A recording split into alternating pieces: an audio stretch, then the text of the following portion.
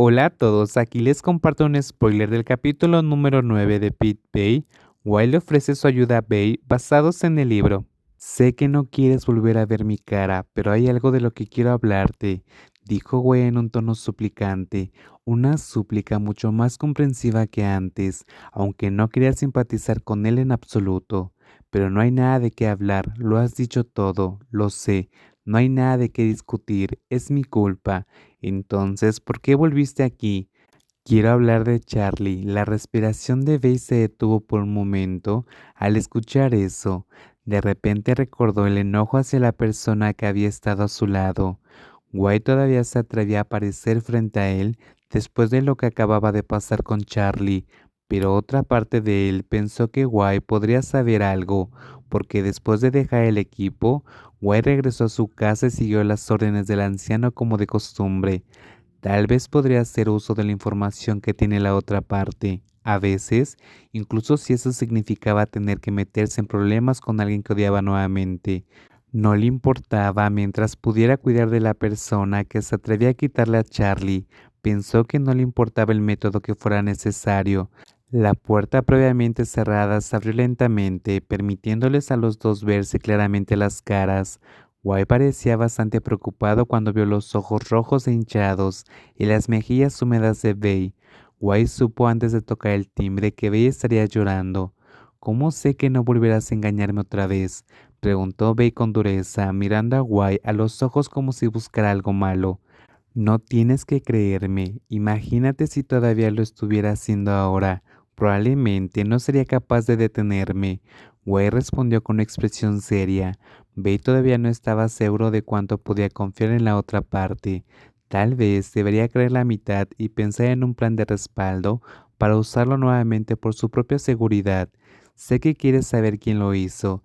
Entonces no lo hiciste. ¿Por qué estás actuando como un héroe otra vez? Si dices que mi padre lo hizo, puede que sea cierto, pero seguro que esta vez no me dijo nada.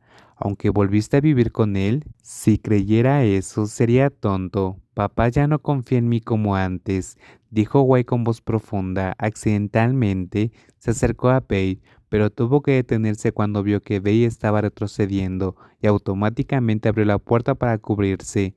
No fue solo su padre quien no le creyó, Bey hizo lo mismo. ¿Es por eso que estás tratando de venderme noticias? No, el joven alto negó débilmente antes de intentar explicar más. Me siento culpable por lo que te hice, y es más, sabiendo lo de Charlie, ¿crees que te dejaría quedarte aquí? Es cierto que hice todo muy mal antes, pero nunca quise que nadie muriera. Bey se quedó en silencio al escuchar las palabras del malvado que lo había traicionado a sangre fría. No quería creer una palabra de lo que decía esta persona, pero no sabía por qué, pero quería saber la verdadera razón por la que Guy acudió a él. Quizás sí tenía información importante que podría ayudarlo. Espera abajo en la cafetería, dijo Babe con voz débil. A pesar de que quería información de Guy, no fue tan tonto como para dejar entrar solo a la habitación a alguien que estaba pensando en hacerle algo sucio. Al menos en una cafetería habría gente entrando y saliendo todo el tiempo, y parecía más seguro. No correría el riesgo una segunda vez. Bueno, Guy asintió levemente con una expresión de alivio en su rostro porque al menos Bey le dio la oportunidad de hacer algo. Entonces bajaré y esperaré abajo. Primero quiero cambiarme de ropa, te alcanzaré más tarde. ¿Quieres que te pida algo, americano? ¿Crees que comeré lo que pediste? Eso fue todo lo que dijo Bey antes de cerrar inmediatamente la puerta en la cara de Guy, haciendo que la persona rechazada suspirara. Trató de calmarse sabiendo que no era culpa de Bey por hacerle eso. Para un tipo malo como él, ese trato ni siquiera fue mucho.